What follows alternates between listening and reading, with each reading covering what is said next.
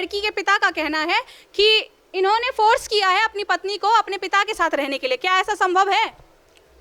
नहीं, इन्होंने नहीं कहा। ये तो चाहते हैं इसको भाई लड़की रहे, सही सलामत रहे, कोई दिक्कत नहीं, इनका घर बस जाए, बढ़िया है। फर्स्ट नाइट में जैसा कि हमारा होता है, तो हम फर्स्ट नाइट में हमने मेहर होती है जो हमारी, वो हमने 21,786 रुपये दिए। तो जो हमने बाकी पैसे दिए वो फेंक दिए, अकेले ही ऐसे ही ओढ़ के उसमें सो गई। मैं भी साइड में लेट गया, उसे पकड़ के हमने साइड किया था। इतना साइड किया तो फिर उसके लिए रो रही, चिल्ला रही कि हमें मारा है। वही बात हर जगह पे बोल रही है कि मुझे मार रहे हैं, मुझे मार रहे हैं। वो बस अब हमसे डिवोर्स आ रही है। तो हम डिवोर्स के लिए वो बोल रहे हैं 5 लाख रुपए मुझे चाहिए। कि कौन से एनजीओ से हो? तो कह रहे साकेत एनजीओ से। उसने कहा कौन सा साकेत एनजीओ? तो कह रहे तो फिर बाद में कह रहे हैं हम बीजेपी से।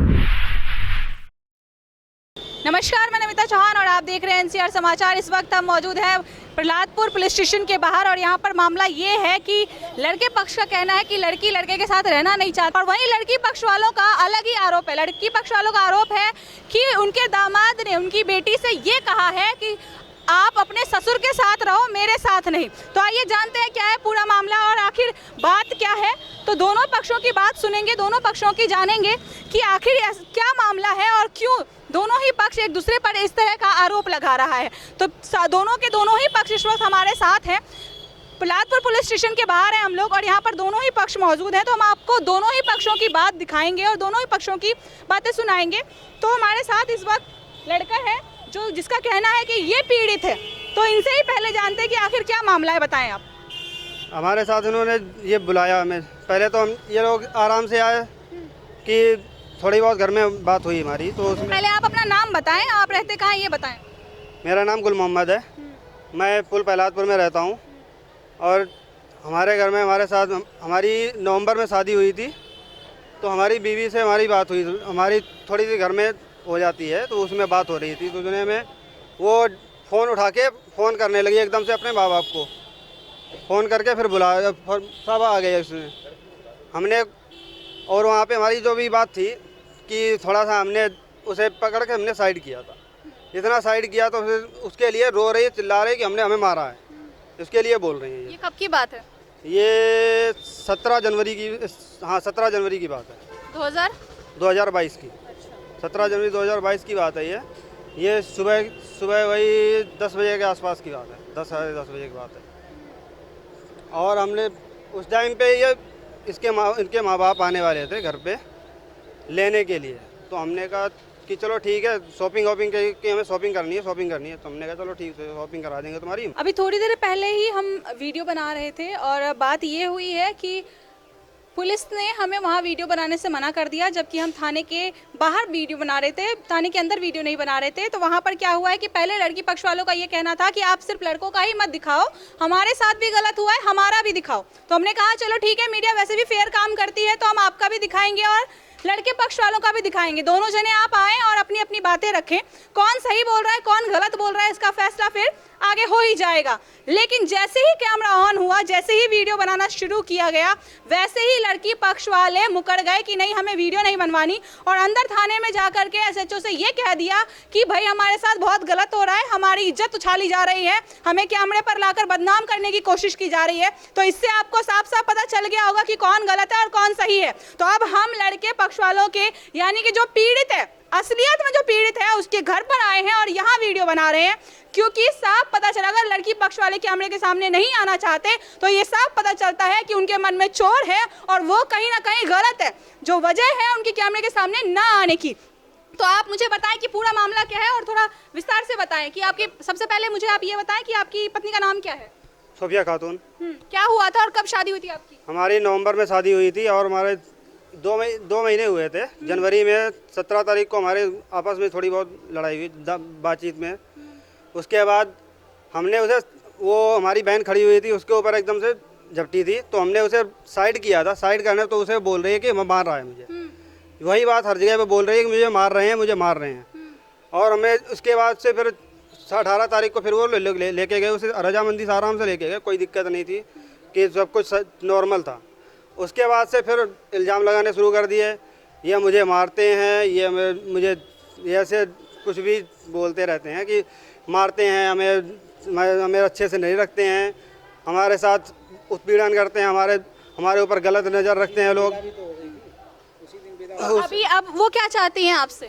वो बस अब हमसे डिवोर्स आ रही है, तो हम डिवोर्स के लिए वो बोल रहे हैं 5 लाख रुपए मुझे चाहिए। किस बात के 5 लाख रुपए? बस डिवोर्स ले रहे हैं इसलिए 5 लाख चाहिए उन्हें, बाकी और कुछ नहीं उन्हें। अभी आप थाने में, जब हम वीडियो बना रहे थे थाने के बाहर, तो आपको अंदर बुलाया गया था, तो आप मुझे जरा बताएंगे कि आपसे क्या बात कही गई थी वहाँ पे? वहाँ पे वही बोल रहे थे कि हमने जब तुम्हारे पे फैसला करने की बोल दिया तो अब तुम वीडियो क्यों बनवा रहे हो। तो हमने वह तो फिर उसके बाद कह रहे कि हमने संडे को तुम्हें बुलाया, संडे को आ जाना, मीडिया से अगर तुम्हें फैसला करवाना तो मीडिया से ही करवा लो जाके, फिर नहीं तो हम फिर आगे कोर्ट के लिए हम भेज देंगे कह रहे। और फिर उसके बाद कह रहे हैं कि जो उसका सामान जो उसने दिया है, जो उसका खर्चा हुआ है, जो खर्चा हुआ है वो तुम्हें देना पड़ेगा। कितना खर्चा हुआ था? क्या सामान आया था? हमारे पास सामान के कुछ कैश दिया था उन्होंने थोड़ा सा, और सामान तो बाकी कुछ दिया ही नहीं था अलग से। अब उनकी मांग कितनी है? क्या वो जितना कैश दिया था वो सारा मांग रहे हैं, क्या उसके अलावा भी मांग रहे हैं? उसके ऊपर मांग रहे हैं कि 5 लाख 10 लाख, कोई कह रहा 5 लाख चाहिए, कोई कह रहा 10 लाख चाहिए, कोई कह रहा 6 लाख चाहिए मुझे, ये चीज़ चल रही है। तो हम उसके लिए हम बोल रहे हैं कि हमारे पास तुमने जितना दिया है, हमने वो चीज़ बोली थी कि तुमने हमें जितना दिया हम उस हिसाब से तुम्हें दे देंगे, तैयार हैं। लेकिन वो लोग झूठ पे आ गए कि नहीं हमें तो इतना चाहिए। तो उसमें कह रहे हैं कि हमें इतना दो, 5 लाख दो, 6 लाख दो, कोई कह रहा 7 लाख दो, कोई 10 लाख मांग रहा है। तो हमने कहा भाई हमारे पास इतना नहीं है, हम जितना हमारा तुमने दिया है उतना हम तुम्हें दे सकते हैं, उसके अलावा हम कुछ नहीं दे सकते। तो आपने कोशिश नहीं की अपनी पत्नी को वापस लाने की जब वो गई थी? तो हमने उसे कोशिश की थी लाने के लिए, हमने विदाई के लिए, फिर हमने कई बार कई बार हमने फ़ोन पे बोला कि आ जाओ हम आ रहे हैं लेने के लिए। तो उसके घर वाले कहते हैं हम विदा नहीं करेंगे, फैसला करने के लिए आ जाओ। खुद फैसला कर रहे हैं, उसके बाद हमसे डिमांड कर रहे हैं कितना तुम हमें दो। मेहर की रकम आपने दी थी उनको? मेहर की रकम दी थी मैंने 21,786 रुपये। ये कब दिया था आपने? ये हमने फर्स्ट नाइट को दिया था। उसके बावजूद अब वो पैसे की डिमांड कर रही हैं? उसके बावजूद अब पैसों की डिमांड कर रहे हैं कि हमें इतना तुमने फर्स्ट नाइट में, जैसा कि हमारा होता है तो हम फर्स्ट नाइट में हमने मेहर होती है जो हमारी, वो हमने 21,786 रुपये दिए। उसके बाद हमने और भी हमारे पास पैसे पड़े हुए थे, हमने वो दिए। तो जो हमने बाकी पैसे दिए वो फेंक दिए। कह रहे कि हमारे चाचा के हमारे चाचा लोगों ने हमारी चाचा को उन्होंने 50,000 कहीं कितने रुपए दिए हैं। तो हमने कहा भाई हमारे पास तो इतना नहीं है, हमने ये चीज़ तुम्हें पहले भी बताई थी कि हमारे पास इतना नहीं, हमारे पास जितना है उतने में हम तो काम करेंगे। तो उसके लिए फिर उसमें शांत हो गई, फिर वो चुपचाप अकेले ही ऐसे ही ओढ़ के उसमें सो गई। मैं भी साइड में लेट गया, और उसके बाद फिर चल ऐसे ही हमने सोचा चलो कोई बात नहीं, वहाँ पे हो गया जो हो गया उसके ख़त्म करो। तो हमने तो उसके बाद से ही, मतलब आपका कहना है कि उस दिन से ही लड़ाई लगातार चल रही है? चालू हो गई, यहाँ उसी दिन से चालू हो गया था।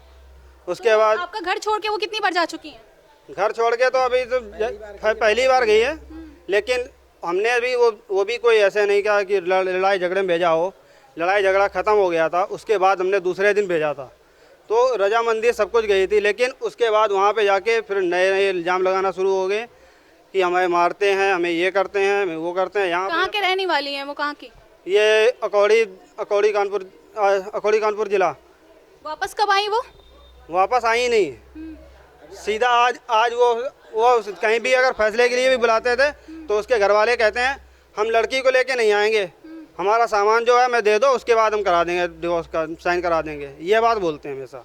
तो वो आज जब थाने पे पहुंची हैं तो क्या वो डायरेक्ट अपने घर से ही पहुंच गई थी या यहाँ पर भी आई थी? यहाँ पे सुबह आई है, सुबह लेडीजों के लेके आई 2-3 लेडीजों को, और उसके माँ बाप आए और खुद भी आए, यहीं पे रहेंगी, यहीं पे नीचे।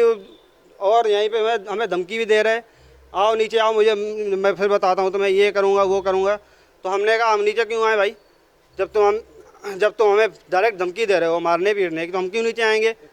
तो पुलिस को फ़ोन कर दिया कि पुलिस को बुलाया इन्होंने। जब पुलिस आई, पहले तो वो लेडीजें जो आई थी वो पहले तो कह रही थी कि NGO से हैं। जब पुलिस वालों ने पूछा कि कहाँ से हो, तो बता रहे हैं कि हम NGO से हैं। पुलिस वाले ने उसका नाम पूछा NGO का कि कौन से NGO से हो, तो कह रहे साकेत NGO से। उसने कहा कौन सा साकेत NGO, तो कह रहे तो फिर बाद में कह रहे हैं हम BJP से हैं, हमें कोई NGO से नहीं है। थाने में क्या फैसला हुआ है, क्या बातचीत हुई है? थाने में वो कह रहे हैं कि जो उनका खर्चा हुआ वो तुम्हें देना पड़ेगा। तो हमने कहा तो कि जो इन्होंने दिया है हम वो देंगे, हमें इससे ऐसा खर्चा तो हमारा भी हुआ है, हमको क्यों देना मैं? तो उसी के लिए वो बोल रहे हैं कि नहीं, जो तुम्हारा खर्चा हो, जो इनका खर्चा हुआ सब देना पड़ेगा। यहाँ पर कुछ और भी लोग हैं आस पड़ोस के, हम उनसे भी जानना चाहेंगे कि लड़के का और लड़के के पिता का व्यवहार कैसा है। ये कब से यहाँ रह रहे हैं, जरा बताएंगे? जहाँ तक मेरी समझ ने 10 से 15 साल हो गए यहाँ पर रहते हुए, और बहुत अच्छा माहौल है आस पड़ोस के साथ, ना कुछ ज़्यादा बोलना, और सीधे स्वभाव के लोग हैं। आप जरा बताएंगे इनके व्यवहार के बारे में, किस तरह के लोग हैं ये? जी व्यवहार तो ठीक है, लेकिन आप जरा बताएंगे इनके व्यवहार के बारे में, परिवार के। आप लोग जानते हैं इन्हें? यहाँ तो रहे हैं काफ़ी समय से, इन्हें नहीं मालूम है इतना। पर अभी मेरे को पता नहीं है इतने समय से। आप जानते हैं इन्हें? हाँ, मैं 10 साल से जानता हूँ। इनका व्यवहार अच्छा है, दोनों बाप बेटे का व्यवहार बहुत अच्छा है। तो क्या लगता है ये हम अपनी ही बहू को मार पीट के घर से भगा सकते हैं? इंटरनली तो मैं इतना नहीं जानता हूँ इनका क्या झगड़ा क्या है, लेकिन ये अच्छे हैं। कुल मिला के ये कहा जा रहा है कि व्यवहार में देखा जाए तो इनका परिवार बहुत अच्छा है और ऐसा कुछ हो नहीं सकता है। आप जरा बताएंगे, आप तो बिल्कुल पड़ोस में ही रहते हैं, तो क्या लगता है आपको ये अपनी ही बहू को घर से मार पीट कर भगा सकते हैं? नहीं, ऐसा नहीं हो सकता कभी। और एक और इल्जाम लगाया जा रहा है, मैं आपसे भी जानना चाहूंगी और आपसे भी जानना चाहूंगी कि ऐसा कहा जा रहा है, लड़की के पिता का कहना है कि इन्होंने फोर्स किया है अपनी पत्नी को अपने पिता के साथ रहने के लिए। क्या ऐसा संभव है? नहीं, इन्होंने नहीं कहा। ये तो चाहते हैं इसको भाई लड़की रहे, सही सलामत रहे, कोई दिक्कत नहीं, इनका घर बस जाए, बढ़िया है। हम भी जानते हैं, देखते भी हैं इनको, कोई ऐसी बात नहीं इनका सब। लड़की के पिता कह रहे हैं कि उनके दामाद ने उनकी बेटी को फोर्स किया है, जबरदस्ती कह रहे हैं कि अपने ससुर के साथ रहो, मेरे साथ नहीं। ऐसा हो सकता है? ऐसा नहीं हो सकता, ऐसा नहीं हो सकता। ये बहुत अच्छा आदमी है, कोई ना बढ़िया आदमी है। 12-13 साल से मेरे यहाँ साथ में रह रहे हैं, कोई ना। मैंने इन्होंने पलौट दिया था, ये अच्छा विचार था, तभी मैंने दिया था। मैंने चलो कोई बात नहीं, रह लेंगे। अच्छे हैं बुला जी, बहुत अच्छे आदमी हैं, कोई ना।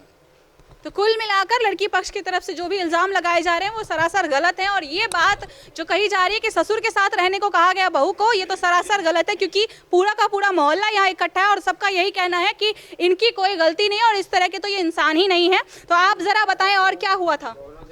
हुआ क्या, मैं इसके शुरू से नहीं, इनका डिमांड शुरू से पैसे की चल रही है, और मैं कहता हूं कि भाई ये जब लड़की रहना नहीं चाहती है, अगर नहीं रहना चाहती है तो वो अपनी तरफ से डिवोर्स ले ले। अगर रहना चाहती है तो हम हर तरीके रखने के लिए तैयार हैं, जितना हमारे अंदर कैपेसिटी है, जितना हमारा कमाई है, उसके अंदर हम फैसिलिटी उसको दे सकते हैं। और लड़की का कहना है कि जितना भी है मैं अपने हिसाब से रहूँगी, मैं मॉल में शॉपिंग करूँगी, ये वो। तो हमने समझाया कि भाई हम अपनी कैपेसिटी के बाहर जाएंगे तो हम कैसे रह सकते हैं, लेकिन लड़की को उस चीज़ मानने को तैयार नहीं है। और बात पे ये कोई भी बात होती है तो फ़ोन करके माँ बाप को रो करके दिखा करके ये लड़की फ्रॉड केस बनाने के चक्कर में रहती है। शुरू से इसने ये किया है, लेकिन मैंने बार बार उसके माँ बाप को समझाया कि देखो इस तरीके का नहीं है, पहले आप पूछ भी तो लो हमसे क्या, या कि हम भी तो कोई घर में 4-5 मेंबर हैं, तो ऐसे नहीं है, पूछो क्या बात हुई, लड़की की आप सब मान रहे हैं। तो लड़की वालों का कहना ये है कि मेरी लड़की वहाँ अकेली है तो मैं उसी की बात मानूंगा। तो जब उसी की मानेंगे तो फिर हमारी सच्चाई कहाँ से आएगी कि हम, वो लड़की तो अपनी परेशानी बताएगी। तो हम अगर हम कह रहे हैं हमने ऐसा नहीं किया है, तो उसको साबित करने के लिए तो दूसरा आदमी कहाँ से लाएंगे? तो ये बार बार मैंने कहा, लेकिन उनका कहना यही है कि मैं अपनी लड़की की मानूंगा। थाने में कब बुलाया आपको दोबारा?